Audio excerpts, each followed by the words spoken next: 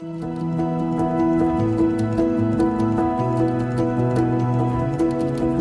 sono Yuri Fosco, ho 27 anni e mi trovo qui all'Hotel Gries di Canazei, un hotel a conduzione familiare da oltre 50 anni.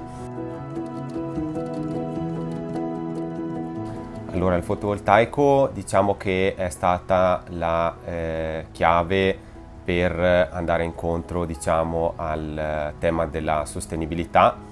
Per noi è un tema fondamentale e un tema sempre più fondamentale anche per i nostri ospiti. Negli ultimi anni appunto abbiamo notato questo aumento di sensibilità nei confronti di questo tema. Inoltre per noi è un grande aiuto anche per quanto riguarda l'aspetto economico, trattandosi comunque di uno dei costi più importanti per la nostra struttura.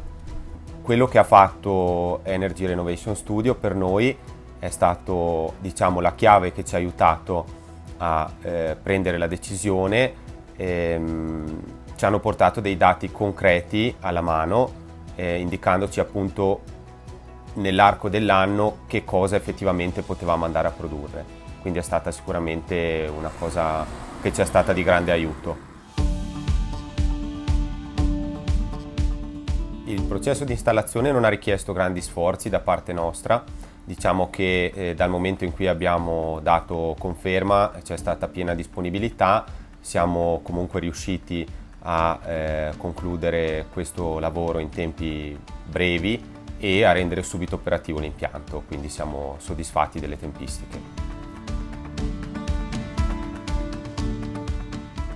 Allora, il nostro impianto è in funzione dai primi di maggio e nonostante ciò abbiamo potuto notare, tenendo costantemente monitorato il sistema, una sostanziale diminuzione dei consumi. In giornate di bel tempo abbiamo potuto constatare che dal primo mattino fino alla seconda parte del pomeriggio non abbiamo mai bisogno di prelevare energia elettrica dalla rete, quindi è un ottimo dato. Abbiamo deciso di esporre nella nostra reception il tablet che visualizza tramite l'applicazione i livelli di consumo, emissione in rete e prelievo.